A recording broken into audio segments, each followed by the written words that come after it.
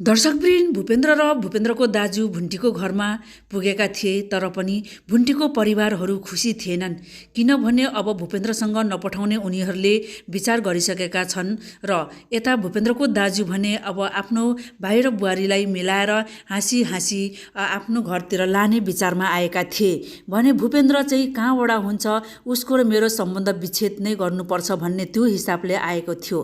तर पनि यता भुन्टीले म अब जाँदिनँ, तपाईसँग म गरेर खानु सक्दिनँ, अब म जाँदिनँ भनेर भन्दाखेरि भूपेन्द्रले भने कि मसँग ल जाँदैनौ भने ठिक छ, तर पनि मेरो सम्पत्तिमा तिमीले हक जमाउनु पाउने छुइनँ भनेर तिमीले सही छाप गर्नुपर्छ भनेर भन्दाखेरि भुन्टीले भने हो, म जेमा सही छाप मलाई गर्नु लाउनुहुन्छ त्यसैमा म सही छाप गरिदिन्छु, तपाईँको मलाई सम्पत्ति एक कौडी पनि मलाई लानु छैन र नडराउँदा पनि हुन्छ, म लादिनँ भनेर भन्छन् भुन्टीले।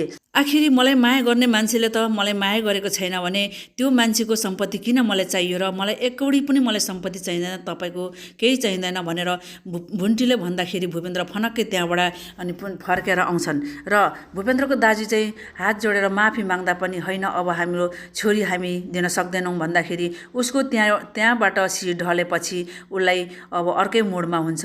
दर्शकवृन्द, मैले नै यति दुःख गरेर मेरो भाइले गरी खाओस् भनेर मैले सबै प्रपर्टीहरू उसलाई दिएँ, तर मेरै पैसामा ऊ राज्य चलाएर मलाई नै मेरो शिर यहाँनिर ढालिदिएको छ, यसले म छोड्दिनँ अब यसलाई बाँकी भनेर सबै उसको प्रपर्टीहरू अब फिर्ता लिनको लागि वकिल लिएर गएका छन्। दर्शकवृन्द, वकिलले अब सबै लेखापढी गरिसकेर सही छाप गर्न खोज्दाखेरि भूपेन्द्र मानिरहेको छैन, तर पनि भूपेन्द्रले जसरी भए पनि सही छाप गर्नै पर्छ भन्दाखेरि ऊ निस्केर त्यहाँबाट भागिरहेछ। तर पनि भूपेन्द्रको जेठी भाउजूले जसरी भए पनि यहाँ हाम्रो सम्पत्ति फिर्ता चाहियो भनेर भाउजूले पनि दबाब दिइरहेको छ र भूपेन्द्रको दाजुले पनि अब उसको सम्पत्तिहरू छोड्ने छैन। दर्शकवृन्द, किनकि आफ्नो भाइले जति नै अब गरेर खाओस् भनेर दाजुले त राम्रै सोचेको थियो, तर भाइले कहिले पनि सोचिदिएन।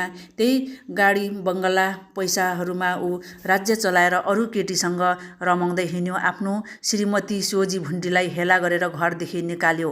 त्यो उसलाई धेरै रिस उठेको थियो। दर्शकवृन्द, तर पनि अब भूपेन्द्रले अब आफ्नो दाजु भाउजूलाई फिर्ता दिनै पर्छ। दर्शकवृन्द, यता भूपेन्द्रको आमा भने आफ्नो जेठी बुहारीले अब एकदम काममा दलाएर हेला गरेको देख्दाखेरि भुन्टीलाई सम्झिन थालेको छन् र बुढालाई फकाइ अब जसरी भए बुढा हाम्रो भुन्टीलाई ल्याउनु पर्छ भनेर भनिरहेछ। तर पनि भूपेन्द्रको बाबाले किन भुन्टी आउँथ्यो र अब त कहिले मरिगए पनि आउने छैन यो घरमा भनेर भन्छ।